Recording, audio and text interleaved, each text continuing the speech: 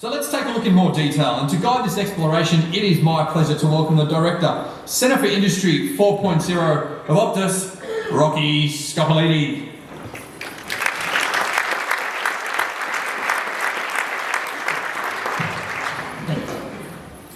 Well, good morning. It's such a pleasure to be part of this conference. Again, this is the 14th year that I've been privileged to speak at this conference, and on the train coming in this morning I thought there's been no more important point in time to really talk about the topic of value creation, and that's essentially what I'm going to unpack today, because we can't think of the past as being reflective of what people expect, what we expect, what organisations expect in the future going forward. Last year I had the privilege of leading what was the largest study of its type, looking at the question of how ready are Australian industries, enterprises and their workforces for the fourth industrial revolution. And so what I'll be taking you through today is the results of the financial services aspects of that study. Now, we hear the word fourth industrial revolution widely used today. Let's begin with what is a definition of an industrial revolution. And I'll give you an economist's definition. There are many out there. But essentially there's three things to think about that really come together and converge, that create new economic value and that we define as a new industrial revolution. For example, energy, logistics and communications. Now, if we go back to the first industrial revolution, it was steam power that allowed us to then think about how to apply that from a logistics perspective, and we applied that in terms of shipping and in terms of locomotion. For the first time, humanity was able to transport goods and services to in fact colonise within a continent, and that spawned a whole new range of services. Up till then we were primarily agrarian based, but all of a sudden we had retail trades, we had wholesale trades, we had professional services. All of these new industries emerged. The second industrial revolution was characterised by fossil fuels, which was the energy. We applied that to mechanisation, we made vehicles, and all of a sudden we were able to now transport people, goods and services across international boundaries through aircraft, shipping and of course automobiles. Now, in the second industrial revolution, this gave rise to telecommunications, which allowed us for the first time to communicate around the world in real time. The third industrial revolution is characterised by the rise of nuclear energy. We applied and rethought logistics from a services perspective with the rise of the internet and mobile telecommunications. And so then what makes up the fourth industrial revolution? Well, what makes the fourth industrial revolution somewhat different to others is that it's not a singular technology in of itself across logistics, communication and energy, but it's in fact the amalgam of a range of technologies that make up what the fourth industrial revolution is about. So when you hear that word being applied, or when you're reading something and it says it's talking about the fourth industrial revolution, think about what's going on in terms of energy, what's going on in terms of logistics and what's going on in terms of communication. Okay, let's now look at what these technologies and the impact of these revolutions have had. What we've learned through the third industrial revolution is that we've now seen the rise of exponential organisations, and there have been essentially four explanations of why these kinds of organisations behave very differently to traditional organisations. Let's go through them one by one. Information enablement allowed us to disaggregate our traditional notion of creating value through the ownership of assets and infrastructure. That's why the largest media company in the world doesn't own media. That's why the largest transport company in the world doesn't own transport. And that's why the largest property company in the world doesn't own property. And of course, I'm referring to Facebook, Airbnb, and Uber. All of a sudden, we've seen people value services and experiences. And so we have now shifted into the experience economy. And what's shifted us into the experience economy is what we refer to as multi-sided platforms. Now, the best example of value creation through these multi-sided platforms is Amazon. All of a sudden, platforms emerged that enabled participants from all over the world to use platform methodologies, tools to actually create value and distribute it all around the world. Now, multi-sided platforms are not new. Financial services are multi-sided platforms. You've got consumers over here, you've got small businesses and enterprises over here, telecommunications company, same, consumers over here, enterprises over here. So the point here is that these organisations have understood how to commercialise a multi-sided platform which has been around for a very long time, only that they're doing things different in their model. Now, the third area is what we refer to as exponential technologies. In the last 30 years, we've seen the explosion of the adoption of the internet and mobile technologies. And then lastly, we've seen this multiplication effect where we've seen these organisations just explode in terms of their growth. Now, is this something new? Well, my answer to that is no, it's not. This is called compounding. Now, when we all went to school, we learned that, and it was often taught to us through compound interest. So the principle of the multiplication effect, again, is not new. But yet, what's happened is that we've somehow sort of pulled ourselves back into a very linear way of thinking about growth and future. Okay, so exponential organisations. The Singularity University in the United States has been studying them for approximately 12 years. I've been studying them here in Australia for about 6. We now know the DNA of what makes up these exponential organisations. What is an exponential organisation? It is an organisation who systematically outcompetes its competitors and peers by factors and multiples of 10 or more. And it does this, it achieves this through the adoption of new organisational techniques or accelerating technologies. This is what's common in every organisation that has this exponential effect. And here's some examples of organisations that have come through the third industrial revolution that have performed exponentially. And at the top, here's just a very small sample of financial services, fintechs, that have this new economic physics, this multiplication effect. And there's a lot more of them. So let me now start bringing this together. As I mentioned before, the relationship between demand and supply has been based on the economic principle of scarcity. And that's why when we think about growth, we think about it from a linear perspective. Next year, we want to grow 5%. In order for us to grow 5%, we need this much capital, we need this much labour, this much XXXXX. But what we've now seen is organisations whose growth is not behaving in a linear way. It has this exponential effect. And disruption, what we now know, occurs when that exponential line crosses the linear line.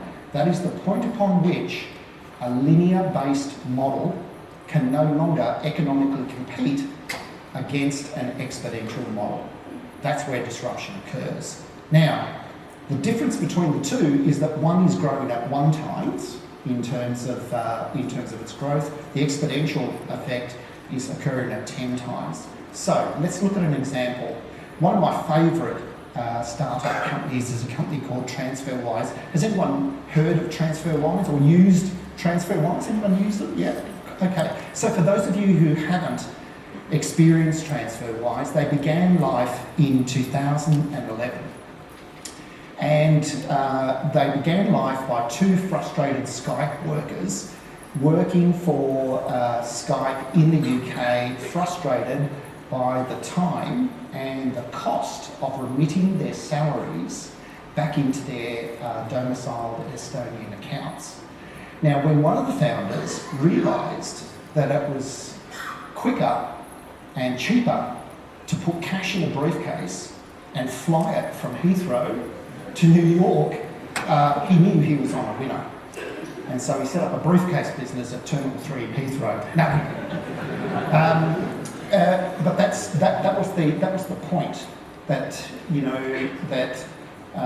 that there was a latency and a cost of that latency that they believed they could intermediate.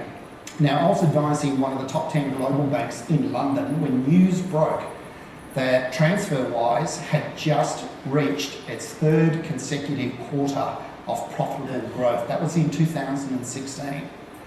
That was the point upon which Transferwise crossed the linear line when it comes to international remittance.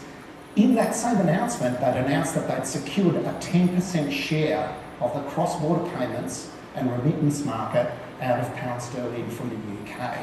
Now, the reaction by the banks in Canary Wharf at the time was pull the price lever. And what I was advising at the time was exactly this thinking. Pulling the price lever is not going to work. You're just going to implode on your costs because your model can no longer economically compete against an exponential model. And so the response was, but what people value security. They value our brand. We're a top 10 global organisation. It's security. That's what people value. And I said, I don't think so. Because if that was the case, then you wouldn't have Transferwise reporting its third consecutive quarter of profitable growth. They've shifted the value proposition into the experience economy. So sure enough, they pulled the price lever. 30 days later, their models were imploding, they corrected course. Now, what's interesting when we look at Transferwise just 3 years later, 3 short years later, let's look at this organisation. The largest fintech in Europe, valued at 3.5 billion, 6 million customers around the world. And it's been profitable now for 3 years running. Now, this is just one example of so many, but the point that I want to impress upon you is that we've got to think very thoughtfully about the speed, scale, and impact of the fourth industrial revolution.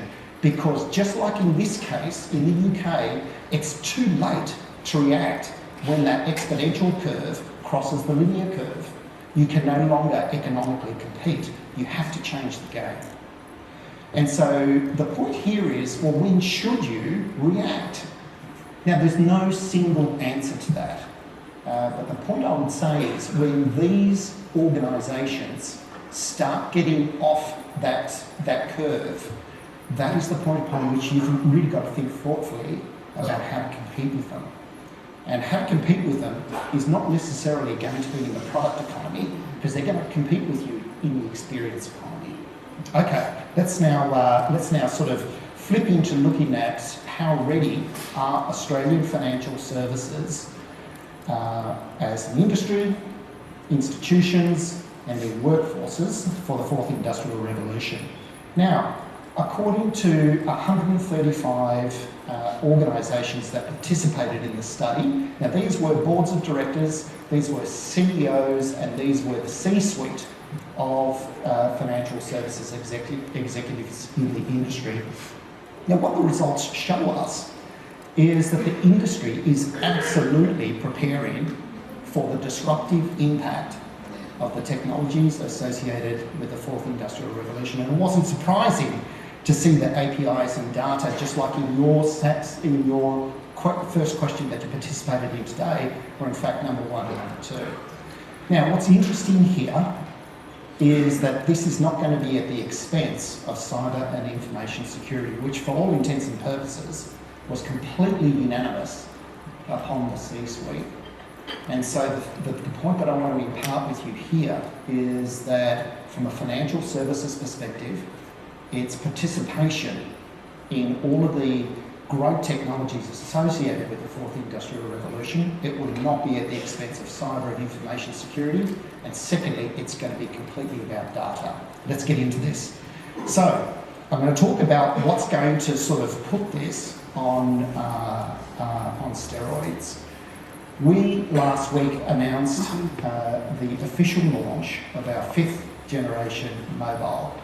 5th generation mobile is not just about faster mobile. We've currently deployed it to 6 capital cities, and we intend to have a rollout to 1,200 sites by mid-2020. Now, just stop and think about this. We now have 1.5 trillion of investment by mobile operators around the world putting up 5th generation mobile networks over the coming 3 years. And just think about how that's going to profoundly change the way we relate to one another, our customers, our organisations. Now, when it comes to thinking about literacy, yes, we've heard about the importance of digital literacy, but we've got to think about this from a data literacy perspective, because every role type is going to be impacted through literacy. But we've got to reconcile this discord between boards and the management teams in terms of the way with which we think about capabilities within our organisation, because what the study showed was that there's a big difference between the perceptions of boards and the management teams when it comes to looking at how agile their organisations are.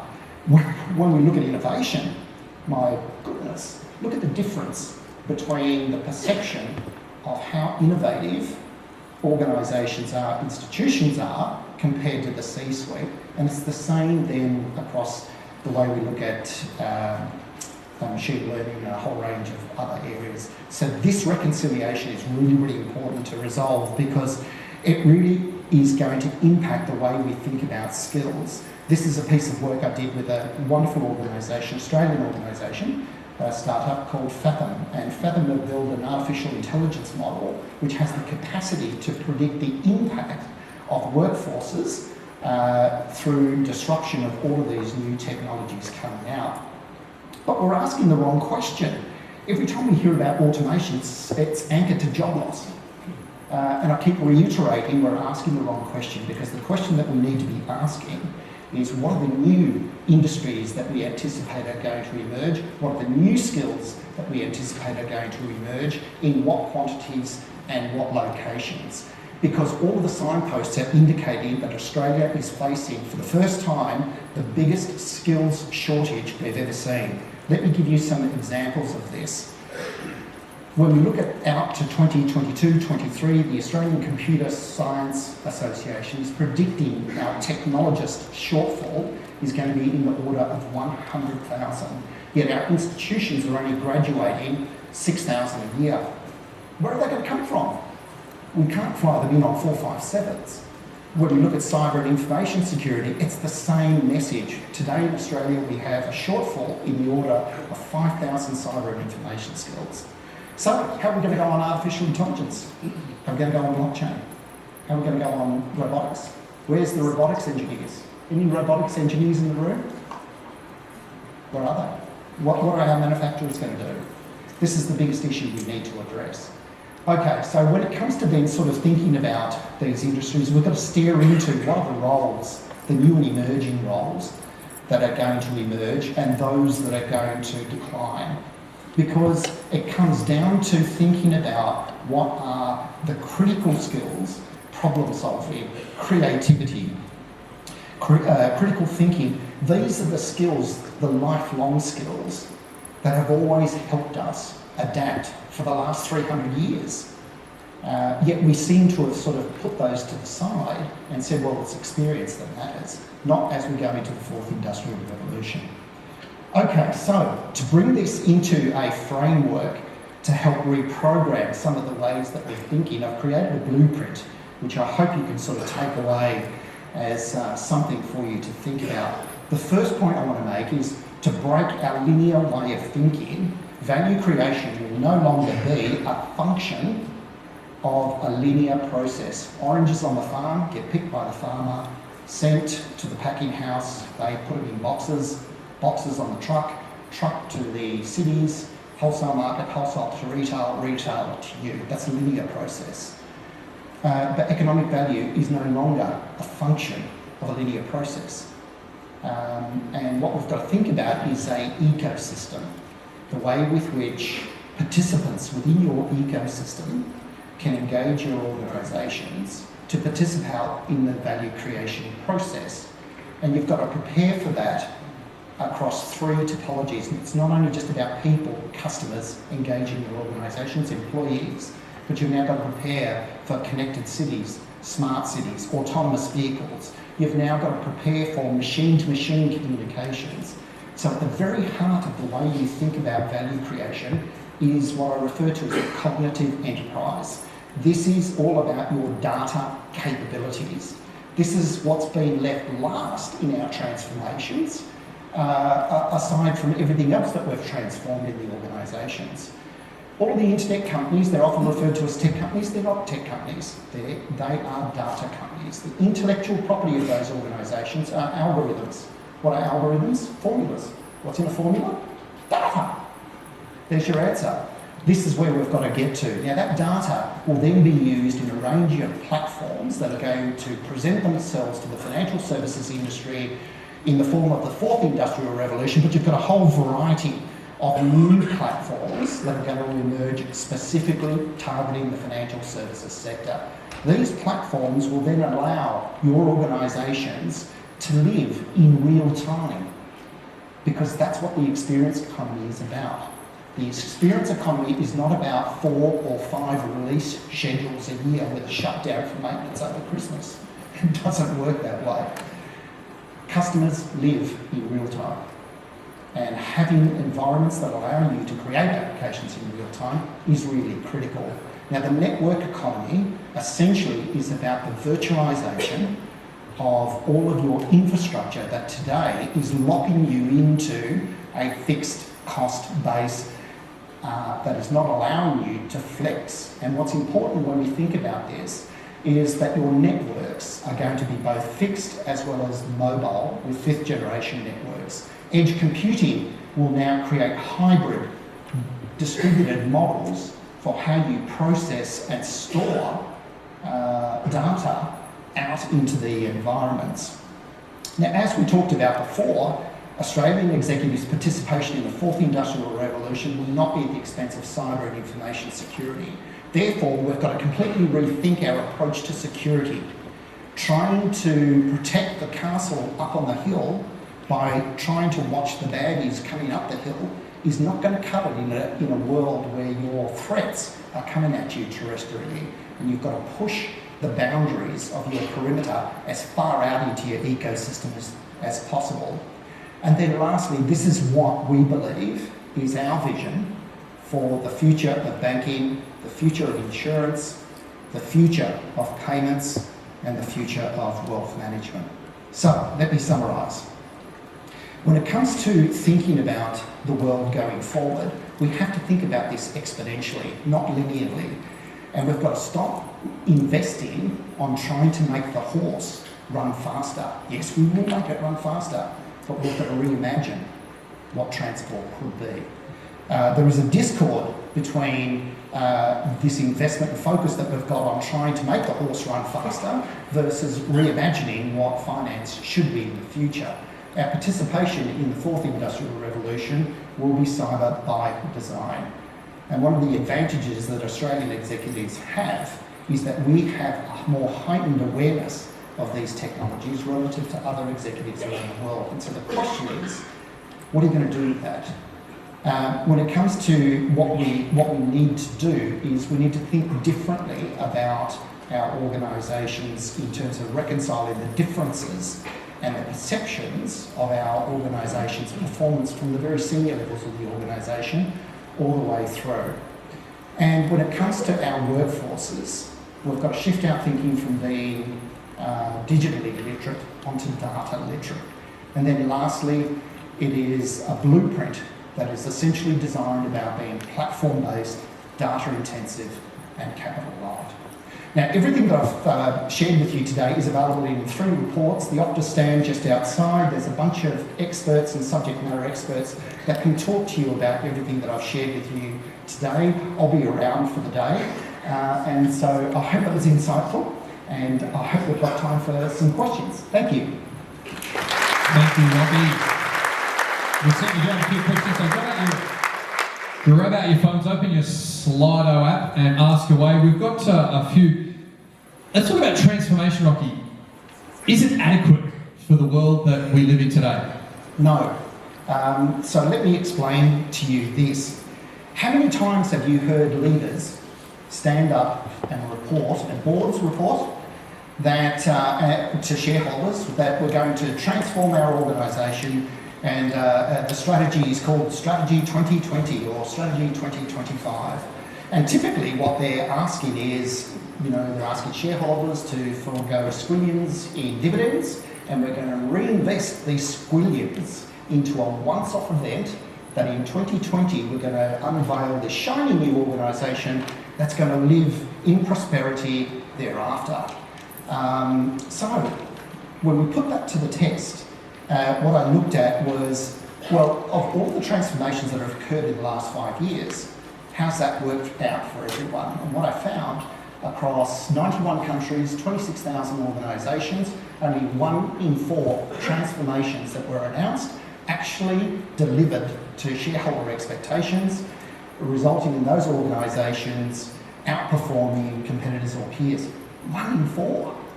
What happened to the other 3? And so the point here is then when we look at the average life of an organisation, in 1920, the average life of a Fortune 500 company was 65 years. Today, that's down to 15. My bet is by 2025, that's going to be south of 15. So the point here is that transformation, despite its true definition, the way it is applied no longer is an adequate explanation of survival in the 4th Industrial Revolution. And in my book, I presented a new word, which is called juvenescence. And juvenescence is defined as the constant state of youthfulness, because the world that we're now living in, the critical factor to survive is in fact about adaptation. And again, adaptation is nothing new. This is Darwinian theory. We know this. That's why we're all here today. But somehow our organisations have become locked up on annuity, and that is at a discord with a world that's in accelerated change. Wonderful, thank you. So many questions coming in on the app. The next one talks about shortfalls of leaders in financial services. What do you think some of those are in terms of adaptation? Well, I think the first thing to point out, as you saw in the chart, the first one's about perception. We've got to close that. There is a significant perceptual gap between the capabilities between boards and the leadership team, the people that have to run and operate the business. And we have to reconcile that. I'll give you a case in point here. If we look at innovation and innovation failure is a career-limiting move, or in name only. Now, let's just stop and think about that. These are the people that are responsible for organisational culture, organisational strategy, and 1 in 2 of them believes that innovation failure is going to result in a career-limiting move. So if that's their belief, what do you think the belief is in the rest of the organisation? We have somehow formed a view that failure, innovation failure, is a punishable event.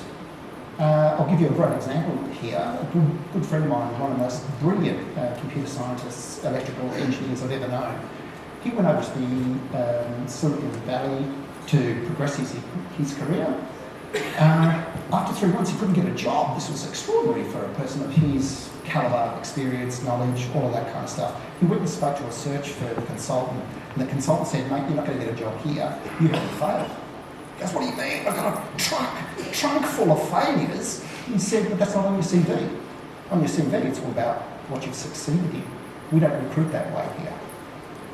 And so this is the point, is that somehow we have lost the true meaning that failure is an integral part of the learning process. We all know that, That's why we're all here today. We've been learning through failure ever since we were born. But in the workplace, for some reason, it's become punishable. So culturally, I think this is the big thing that we've got to change. We've got to profoundly change that from the top all the way through to the bottom. Failure is something to celebrate, not to be punished for. Perfect. Time for one more. And regarding slides, if they are available, they will be posted after the event. You can definitely go and have a chat to Rocky and the crew at the Optus stand outside. How do we create exponential growth? And importantly, is it about breaking out of the linear? Like, how would an organisation change direction? Yeah, great question. So if we think about how do we change, we've got to undo what's holding us back. And so what's holding us back is that we've built our operating models based on fixed infrastructure. So we typically go out, buy stuff, install it, and then we hire labour to run an operator, keep the lights on. And generally, that fixed infrastructure is underutilised. Whereas when we look at exponential organisations, they don't do that. They just use capacity, whatever capacity they need, when they need it, where they need it. And so variabilising your model is becoming a really critical part to providing that scalability, that variability in your business that you don't have today. The second area relates to data. As I mentioned before, we've left data to be the last thing on our transformation list. And I've seen a whole variety of different reports which are reporting that anywhere between traditional organisations are only utilising between 2 to 30% of the data that they're sitting on. When you look at exponential organisations, that's up around 98%. And so that's what I mean about in the blueprint, we've got to be data literate. The cognitive intelligence of the organisation is in the data. Everything else around that is creating experiences and value for your customers. Wonderful. That's a great note to finish on. Ladies and gentlemen, please join me in thanking from Optus, Rocky Scott.